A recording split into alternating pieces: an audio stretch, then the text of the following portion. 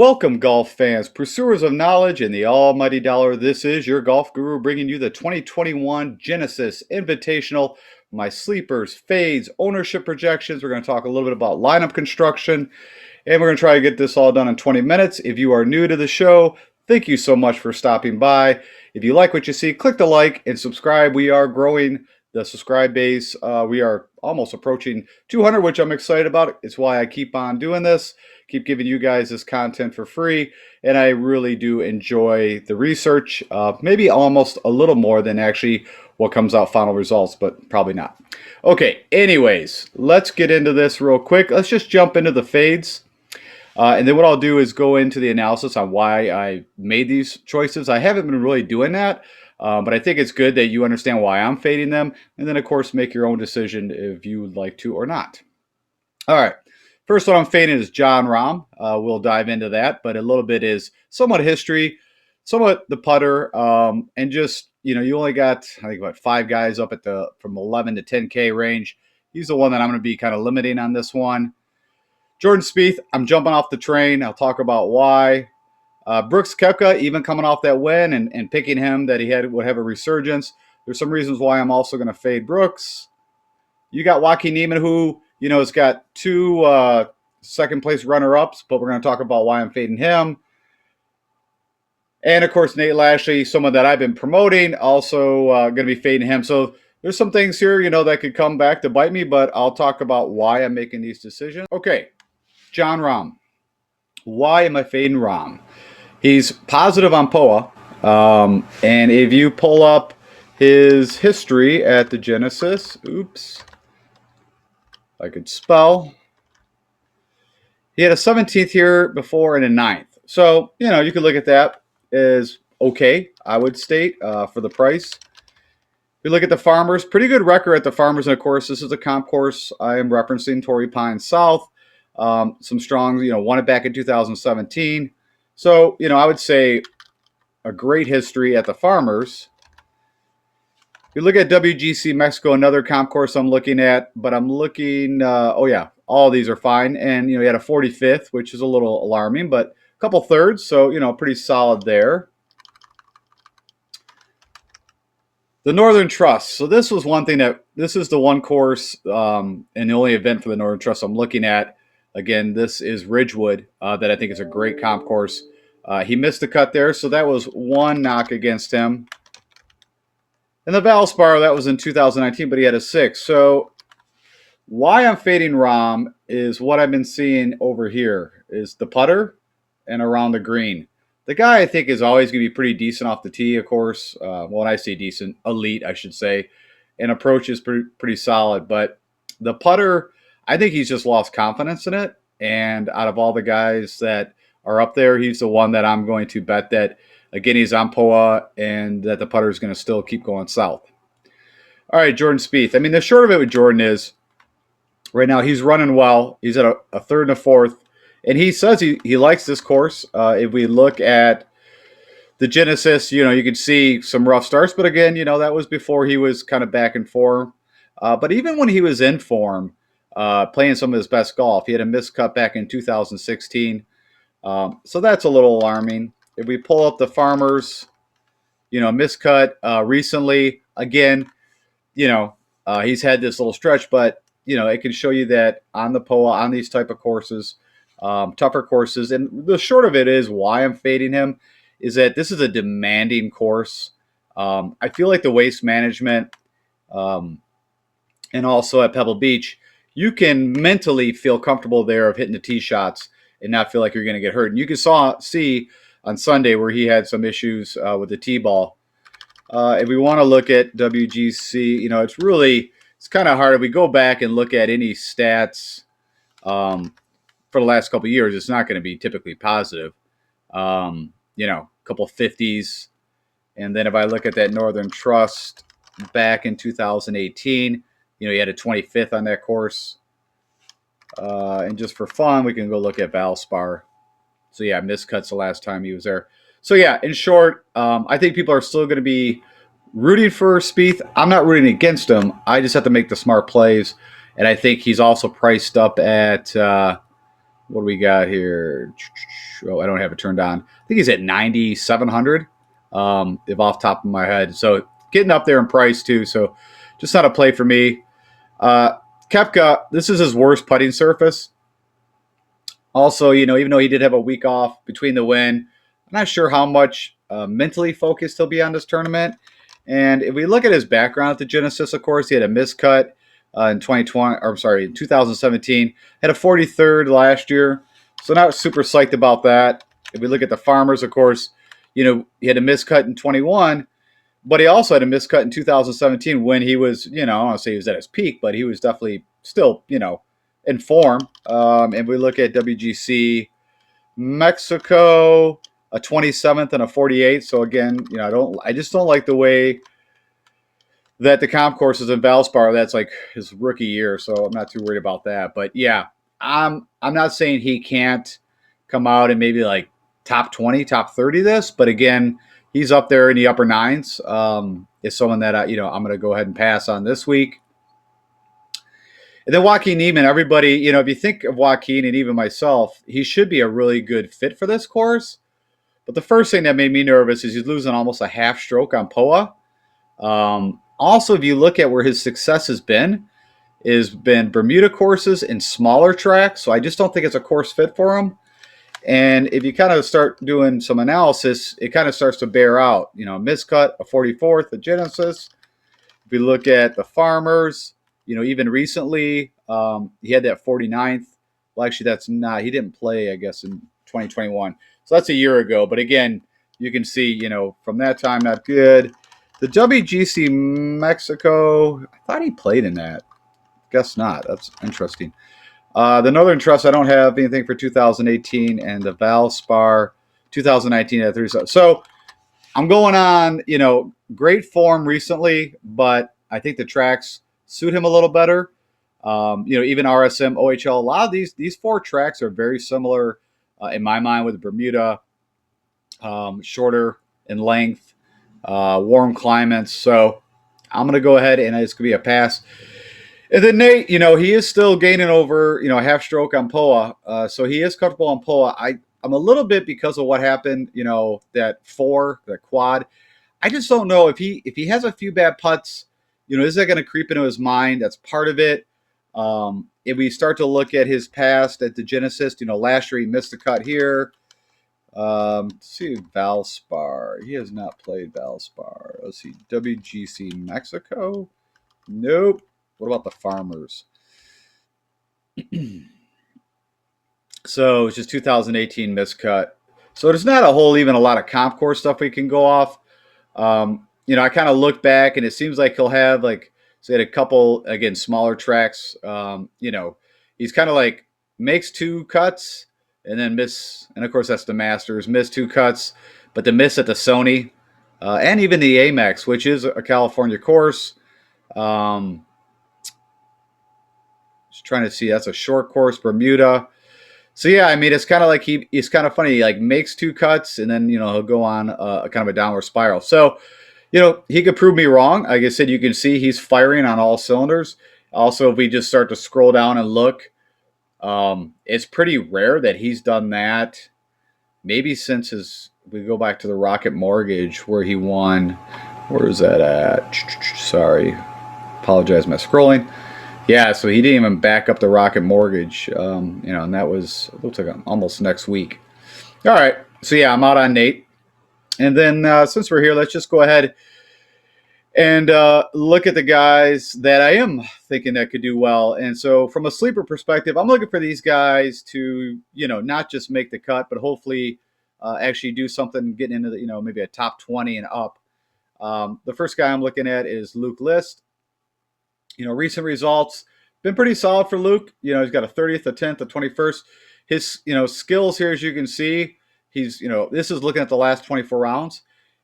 He's been green across the board, which usually typically it's the short game and the putter that really hampers Luke. And actually, I don't even need to do that. He should be right here. Nope, that's Gooch. Sorry, right there. Okay. So if you look, POA, I've been trying to find the guys that can putt on POA, but it is his, how do you say, best worst surface. Um, he's out of all of them, that's the one he loses the least against the field on strokes. As I mentioned, he's forever elite ball striker. It's just a putter that's haunted him.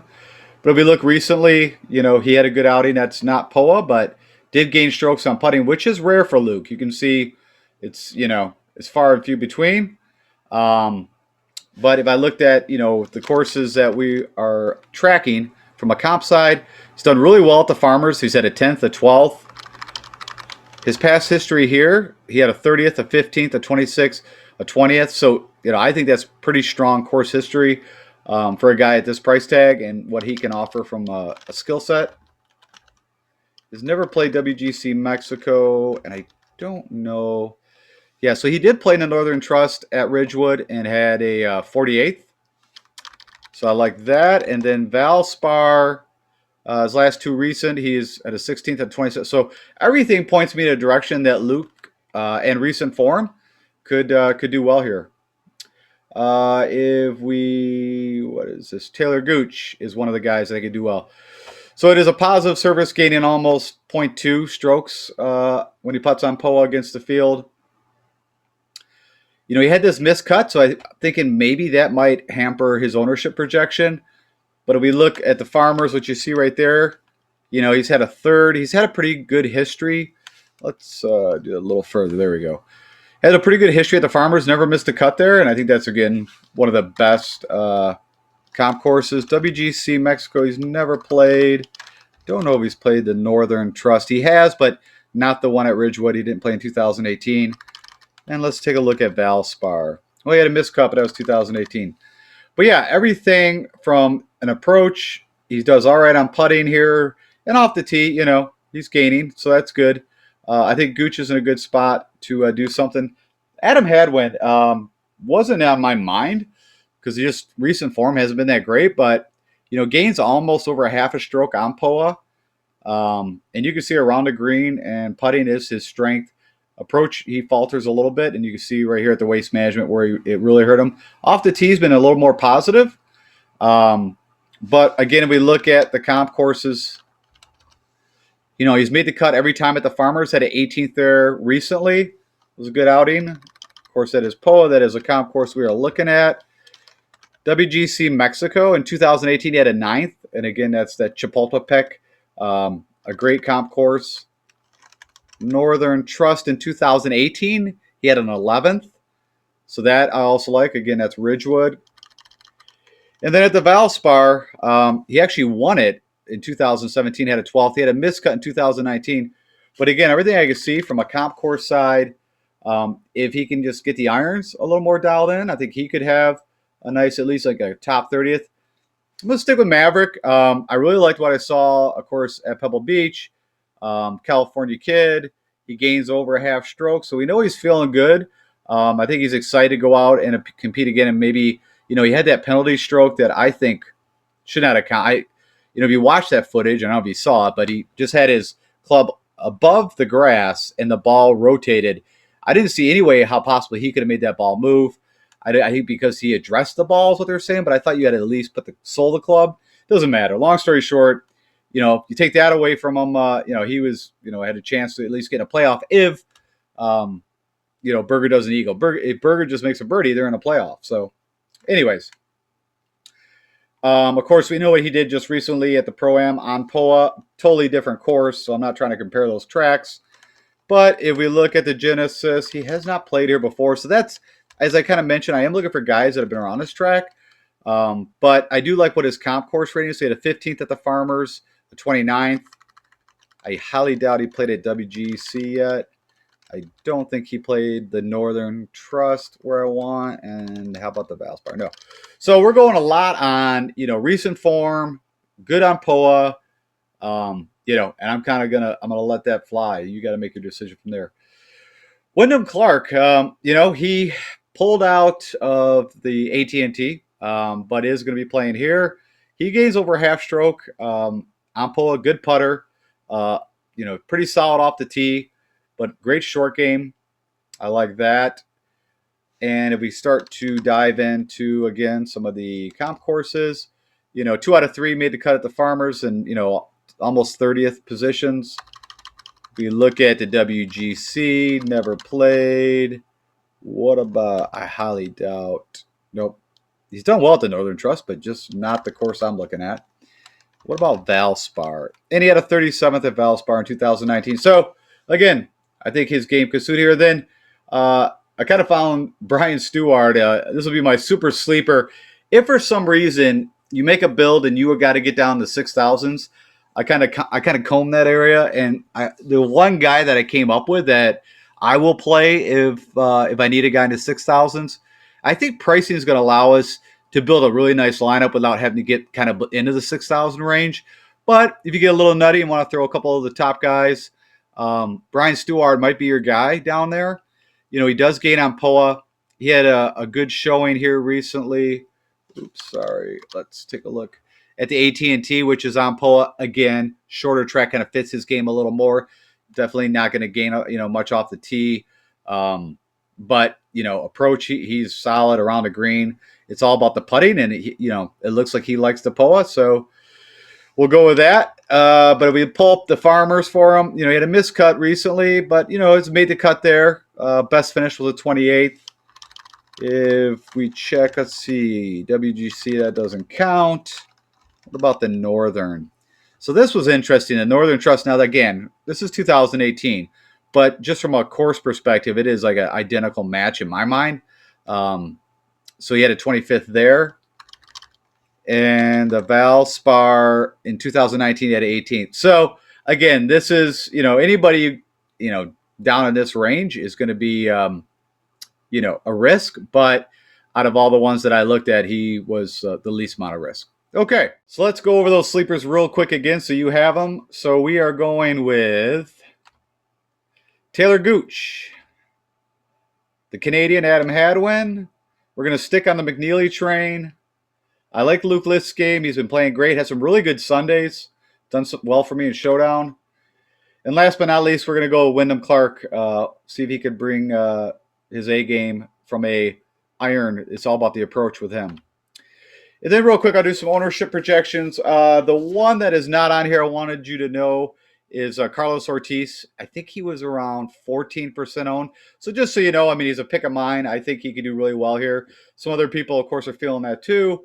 But if we just look real quick at the top, where you can see the highest ownership right now is Xander and Cantlay coming in.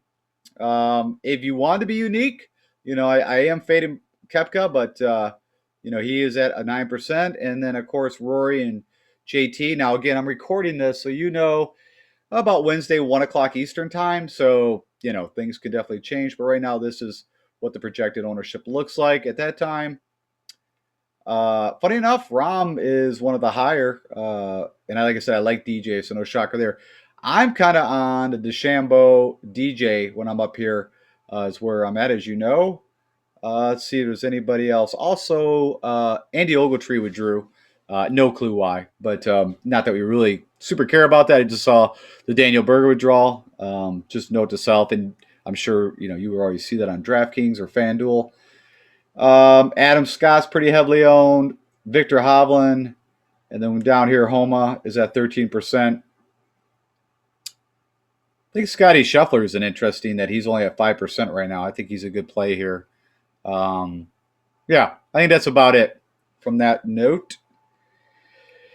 And, from a weather perspective, I checked the weather. It looks perfect. It looks like it's going to be high 60s, low 70s, sun. The wind's going to be low. So right now they're projecting nothing. It looks like it's going to be perfect weather for these guys to go out and hopefully shoot good scores. This isn't going to be a birdie fest like what we've been seeing for the last few. This course is definitely a lot tougher. The field's going to be tougher.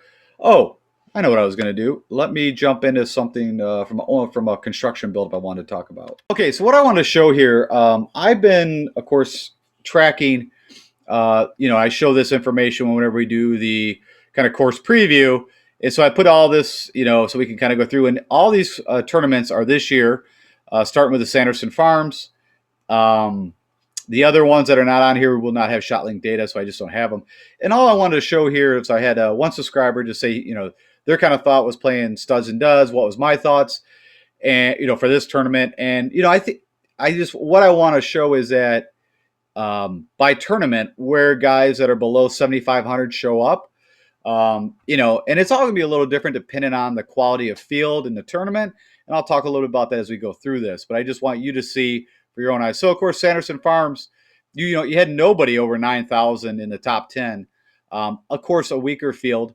But look at how many guys actually popped in the 6,000s. Garcia was 8,600, so you can tell it's a weaker field when Sergio is priced at 8,600. You had Cam Davis at 8,100. Corey Connors is at 9,200. So it gives you a good understanding. But, I just wanted you to see that. If we look at Shriners, maybe a little better field. DeChambeau was at 11,000. Patrick Cantlay, Webb Simpson. But look at all the 6,000s that pop up, even at Shriners. If you look at the CJ Cup, these are even a little more telling for what we're talking about with the Genesis, because this is, I think, 70 players? Yeah, like about 70, maybe 80 players were in the CJ Cup and the Zozo. So a much more elite field. And you had, Kokrak, who won it, was at 7,000. Henley was at 7,100. I actually looked at Henley. As you typically know, I'm a fan of Henley. At some point, he's going to win again. The guy's just elite with putting and irons. But just everything I could see from a comparables and comps, he just was not popping up. Now, will I have a Russ Henley in some of my lineups? I probably will, but he was not one of my picks. I just wanted to make that note. But look at, again, these are all guys that were below. And look at Neiman back when he was 7,500. He had Lanto at 6,300. So again, just something for you to look at. Zozo, a little more of the cream rise to the top on this. You can see here, 9,400, won it with Cantlay. Then you had Rahm and Thomas. But you still had Ryan Palmer at 7,100, Cam Smith. This was kind of his surgence before the Masters. 7,200. You had Champ, Connors, Damon, Fratelli. All these guys pretty much within the top 10. And that's, again, a pretty elite field. You can see, I think, again, around, same thing, around 70, 80 players total. The Houston Open, which, maybe not the strongest field, but you still had, you had Koepka, you had DJ, you had Matsuyama, you had Victor Hovland. And then, the guys that, again, that's showing top 11, but, just kind of giving you a showing that, you're getting 3 or 4, 5, 6, 7 guys in the 6 below 7,500 range that are showing up here. RSM, smaller track, not as good a field, so you're going to get quite a few more. And you got Jason Day at 9,500, but remember he was starting to show some sign of life. But I always look at the Corey Connors. If he's almost $9,000, that'll tell you a lot. Tournament of Champions. Now this is only like 40 guys. So you had Ryan Palmer that popped up there in a fourth at 7,000. Sergio was 7,700, but that's still over 75. But you had Todd and Lanto that were coming in there. But again, out of 40 guys, kind of interesting. Sony Open, again, not I wouldn't say the greatest field, but not terrible. And you had about 5 guys, less than 7,500. Of course, Na won that tournament. The American Express, not a bad field. I wouldn't say it's amazing, but not bad. Sunjay M, just kind of funny that he hasn't been in the last 2 tournaments. It's amazing. He just doesn't take any golf off. But I looked and, he's not playing again this weekend. So he must be. I know he was talking about moving to Atlanta, and I'm guessing that, maybe he's right now in a move. That's all I can think. But again, below, you got, 5 guys almost top 10ing. The Farmers, you had Norlander coming second at 6,900. Lanto, and this is a pretty strong field that we had here. I mean, it's not ridiculous, but pretty strong. You had Xander, you had Victor, you had Finau. Trying to see who else was in that. Waste Management, weaker field, but you had Koepka win at 88. But KH Lee took second at 6,100. Stricker, you had Spieth at that time was 7,500. Andrew Putnam, Neesmith, Hahn, Poston. I actually looked at JT Poston pretty heavily for my sleeper. I wouldn't write him off. He does have some positives here for the Genesis. So just a side note, he didn't make the cut, but he was like 6-man out. So just note to self. And then of course AT&T that we just had. You had Maverick McNeely coming in second at 7,600. Nate Lashley. You had Charlie Hoffman with an amazing Sunday. Tom Hoagie, I looked at him too, but just wasn't making out yet. And then T. Lewis was the next one, but he was 14th. So yeah, long story short, the whole reason why I wanted to bring that up was, you're going to have some guys probably that are going to definitely in the 7,000 range that are going to be up there. You might get the Brian Stewart that pops in there from 6,000, but we'll see. Okay, that's it. Thank you for spending the time with me. Hope this was helpful. If you like what you saw, hit the like button. If you know anybody else that might enjoy it, share it. And if you haven't subscribed, again, I say this, I used to watch a lot of shows and never subscribe. I didn't even understand why I would subscribe. If you would subscribe, it keeps me making this content and giving it, provided at no cost, just on my time. But it also, if you hit notifications and turn them on, I put 3 shows out a week minimum. So you'll get notified whenever my new shows come out. Typically one Monday, one on Tuesday, one on Wednesday, and typically sometime in the afternoon. And if you have any questions, if anybody puts a comment in the comment feed, I always try to respond as soon as possible because I appreciate you taking your time out to put that feedback. And if you have any questions that I can help you with from a betting perspective, one and done, whatever it is, you can put it in the comments or you can hit me up on Twitter at DFS Golf Guru. That's it. Best of luck to us this weekend. And lastly, if anybody has any some nice wins or anything they want to share, let me know. Would love to share it on the show. I think as we keep to see more positive feedback, I don't share as much what I do. I could, but not from a bragging state, but I don't know if you guys really care less or not, what I win or whatever. So if you are, I will start to add that in. So, all right, man, you guys take care. All the best.